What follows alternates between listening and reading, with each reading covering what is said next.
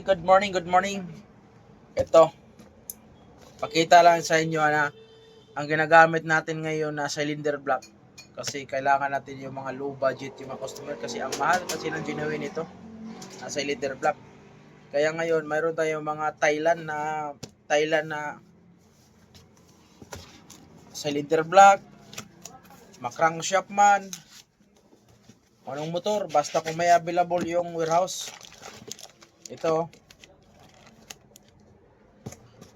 naman cylinder block natin ay Thailand. Galing Thailand. So yung mga available natin na ito na mas mababa naman siya presyo at saka sulit din. Maganda rin. Kinukumpara ko to sa ibang mga block. Mas okay siya. Ito. Hindi siya tulad ng ibang block din na sobrang sikip.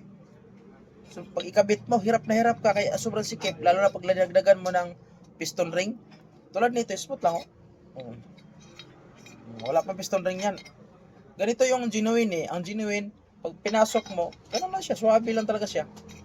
Pero may ibang block na di ko lang banggitin yung brand na ginagamit ko, subukan ko dito. Pero hirapa ipasok, sikip.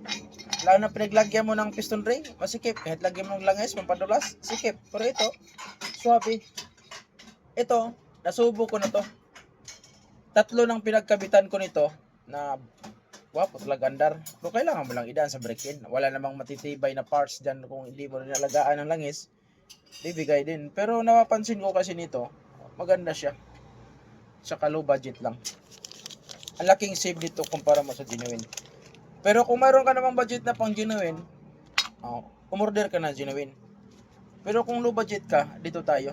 Kasi hindi biro ang mga parts ng Kawasaki. Marami akong Kawasaki dito pero hindi biro parts. Kaya kailangan lang natin na mamimili tayo. Kung may budget ka, kung sakto ka sa budget, doon kasi genuine. Kung low budget ka, mayroon din tayo. Mamimili ka lang. Tsaka ito, wala siyang kasama na base. Wala siyang kasama na base gasket, wala siyang kasama na head gasket. Di ba napapansin mo sa ibang brand na mayroon siyang kasamang base, mayroon na siyang kasamang head. Ito wala. Wala siya. Wala siyang kasama. Para lang siyang genuine na cylinder block na black lang talaga at piston kit, walang kasamang base gasket. So ito, mga low budget lang. Order kayo dito sa akin. Bibigyan ko kayo ng 5%. Mag-order ka sa akin. Kasi doon sa supplier ko, meron akong 8%. So yung 8%, so ibibigay ko sa inyo yung 5%. So 3% sa akin. Okay? So PM lang sa magusto mag-order. Tapos mayroon pa dito, ito. Lubos-lubusin natin yung video. Thailand din yun. Ito naman ay crankshaft. Yung mga kinakabit ko sa mga Aerox, Nmax, yung mga click at iba pang mga unit basta may available sa warehouse na supplier ko.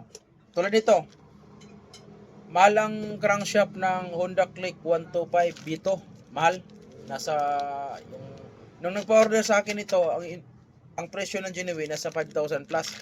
Pero dito sa kuan, ito, mura lang. Kahit i-order nyo doon sa mga online, ang Thailand nito, 2,480. Sa akin din dito, 2,4 lang din. 2,480. Ganun lang kasi, mayroon naman kasi akong discount. Kaya yung discount ko, yun yung pinakatubo ko. Ganun man talaga negosyo, di maiwasan yan sa shop. So ito, crankshaft assembly para sa aking kasamahan na security guard dati. Kailangan niya, kinis-kinis oh.